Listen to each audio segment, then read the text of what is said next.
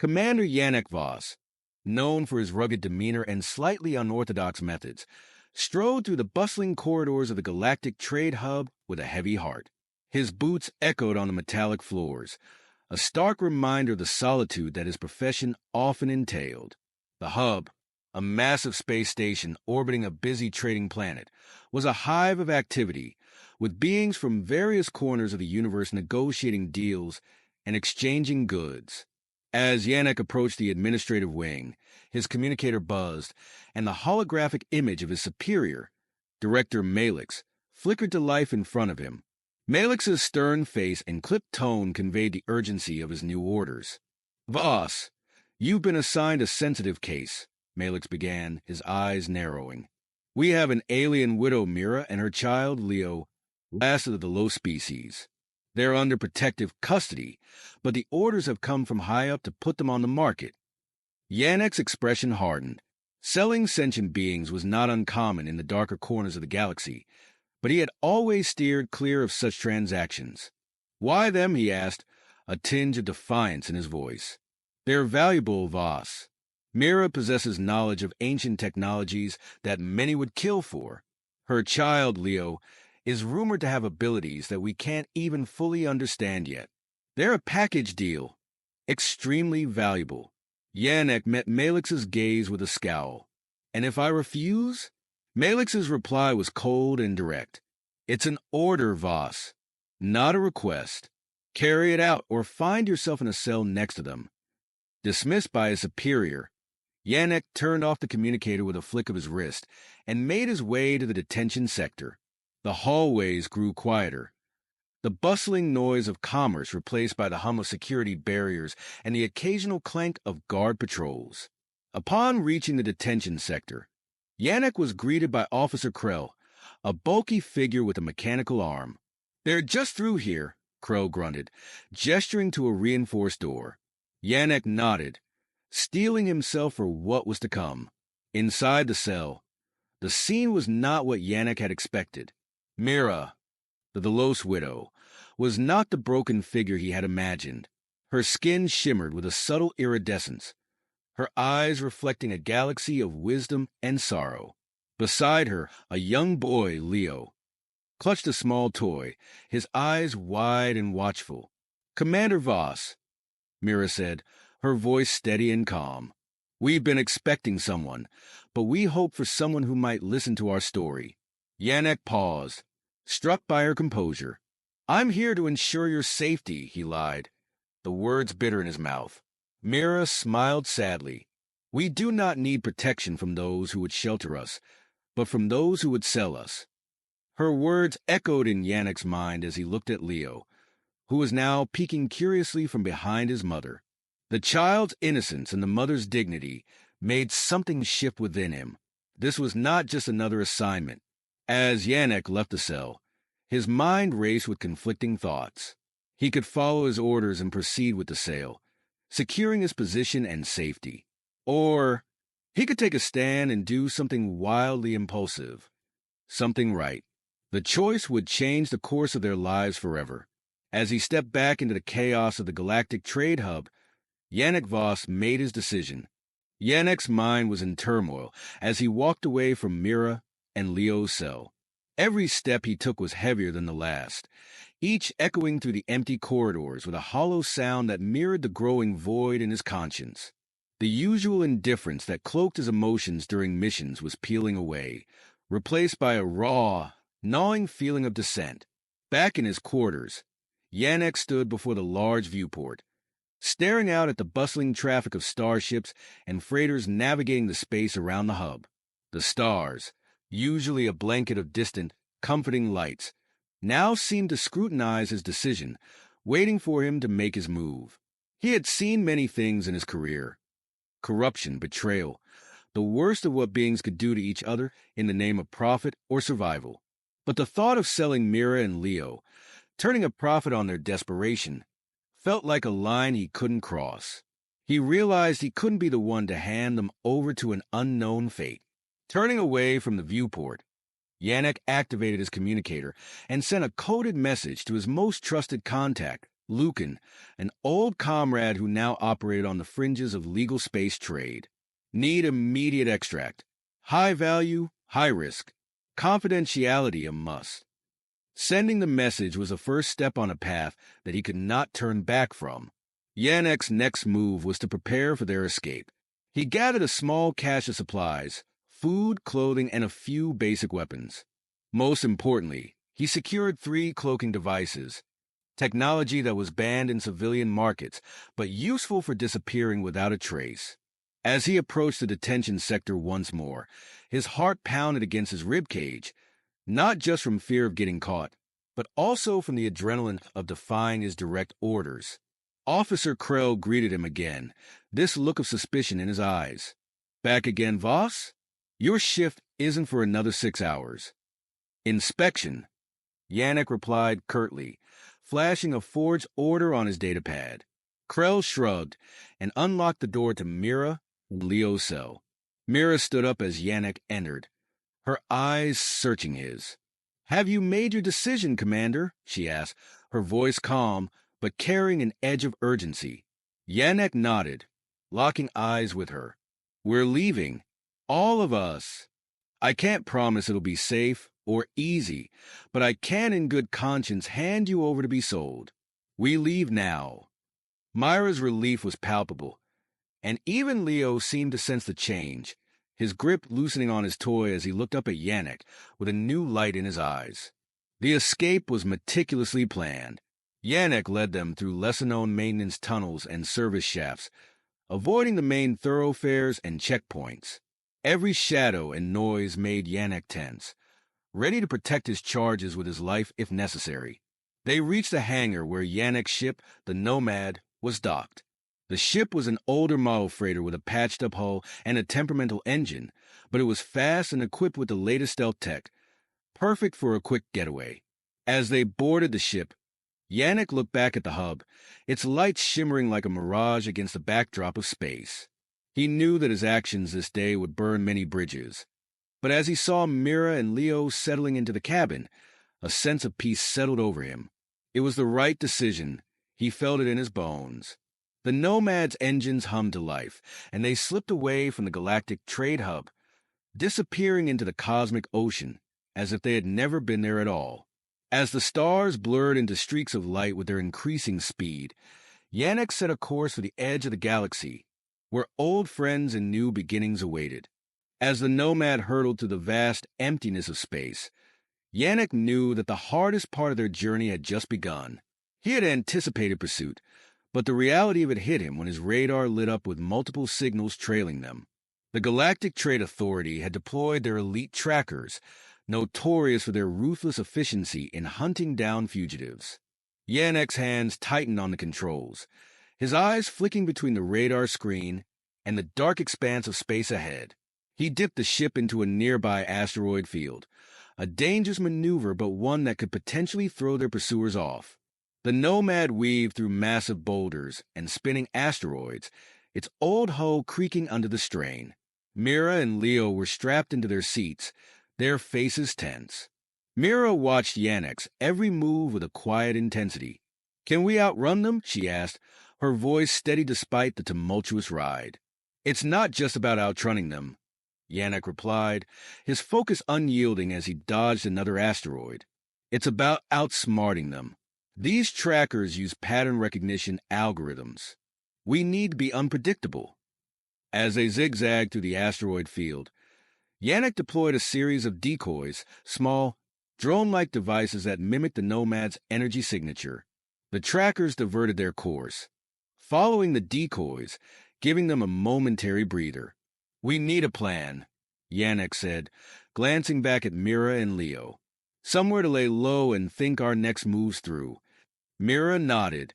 There's a place I know, she said. Not in any official records. An abandoned outpost on a deserted moon. It was a research station in the fringe sectors. That's our best shot then, Yanek decided, adjusting their course as they exited the asteroid field, the Nomad now bearing scars of minor impacts. The journey to the fringe sectors was tense, with each passing hour stretching like a taut wire. Yannick made multiple random jumps through hyperspace to obscure their trail, a tactic that drained their fuel but was necessary for survival. When they finally arrived at the moon Mira had described, it was nothing more than a blip in the universe, barren and inhospitable. The outpost, a dilapidated structure with its shields barely functioning, offered little in terms of comfort, but was a haven in its obscurity. Yannick set the Nomad down behind a craggy ridge, using the moon's uneven terrain to hide their ship. They moved quickly to the outpost, Mira leading the way with Leo close behind. Inside, the air was stale and the power was out, but it was secure. As they settled in, Yannick began to fortify their temporary home, setting up security measures and reactivating the outpost's old surveillance systems. Mira, with Leo's help, started to repair the life support systems, her skilled hands bringing the ancient machinery back to life. Their first night at the outpost was spent in relative silence, the weight of their situation hanging heavy in the air. Yannick took the first watch, his eyes scanning the dark horizon through the outpost's cracked windows. In the deep quiet, a new sound eventually broke through, a subtle, rhythmic hum, distant yet distinct. Yannick's grip tightened on his weapon as he peered into the darkness. The trackers had found them, their approach masked by the moon's desolate winds.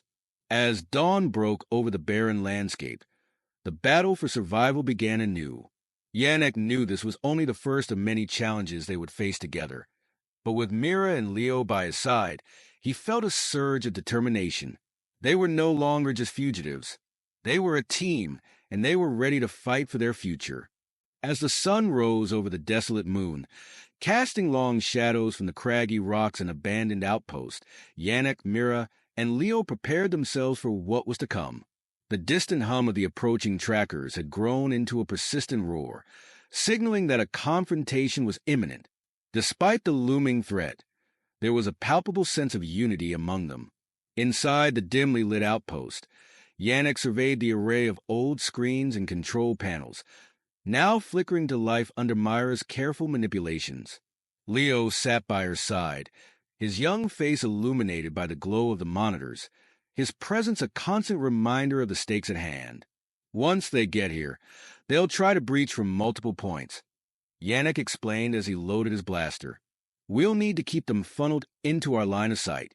Mira, you and Leo stay back. Use the surveillance feeds to guide me. Mira nodded, her hands steady as she continued to work on the controls. I can also try to activate the outpost defensive systems.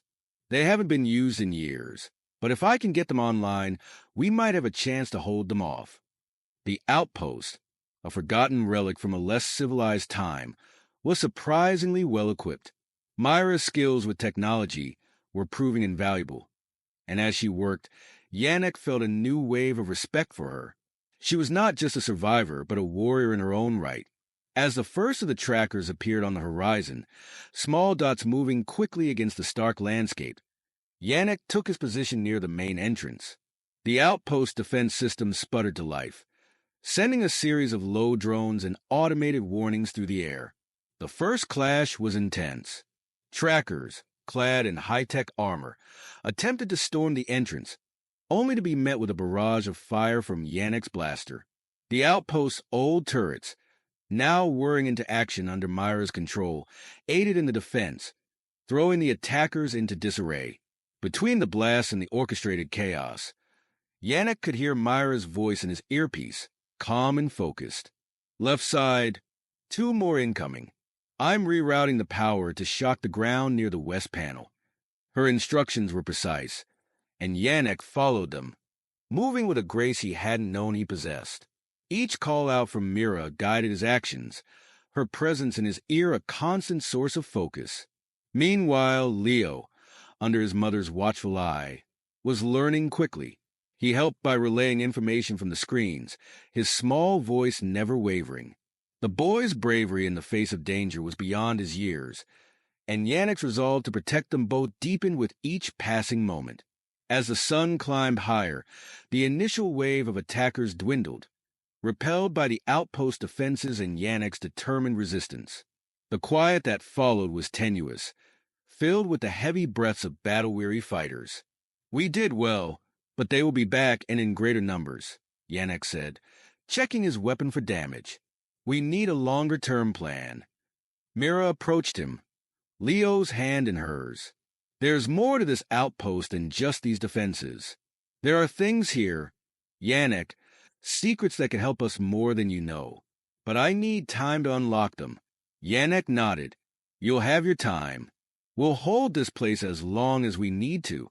That evening, as they regrouped and fortified their position, the bonds between them grew stronger. They shared a makeshift meal, recounting tales of their past, their hopes and fears. In the flickering light of the outpost, a new kind of family was forming, built not on blood but on shared struggles and mutual respect. As they prepared for the night, with Yannick taking the first watch, he realized that this fight was no longer just about survival. It was about protecting a future, one that he had never expected to find, but now could not imagine living without. Under the pallid light of the moon's twin suns, setting beyond the horizon, the outpost became a fortress. As darkness enveloped their makeshift sanctuary, Yannick, Mira, and Leo prepared for the inevitable second assault. The brief respite had allowed them to reinforce the outpost defenses and for Mira to delve deeper into the station's forgotten technology. "We've got a slight advantage now," Mira said, her fingers flying over the ancient controls, awakening dormant systems. "The outpost core is linked to a network of satellites that were once part of a defensive grid. If I can sync to them, we might just turn the tide." Yannick nodded, checking the charge on his blaster. "Do what you can. I'll cover the physical entries again. They won't fall for the same tricks twice." As night deepened, the first signs of the attackers' return were not through the front entrance, but from above and below. Yannick heard the thud of boots landing on the metal roof and the scraping of tools against the underground access ports. The trackers were using more sophisticated methods this time, clearly understanding the stakes were higher. "Yannick, to your left, underground hatch." Myra's voice crackled through the comm without hesitation. Yannick sprinted to the indicated hatch, arriving just as it began to bulge upward from an intruder's tools. He set up a quick defensive perimeter, using a portable shield generator, and as the hatch opened, he repelled the invaders with a flurry of laser fire. Simultaneously, Mira managed to bring the satellite network online. With a triumphant yell, she redirected the outpost's power grid to energize the soil around the outpost, turning the ground into an electrified trap. Trackers attempting to breach the perimeter convulsed as they encountered the unexpected defense, buying Yannick and Mira more time.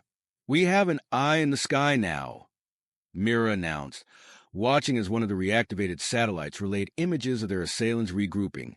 "I can direct the outpost's old missile system to target their main cluster." Yannick was momentarily stunned by her resourcefulness. "Do it!"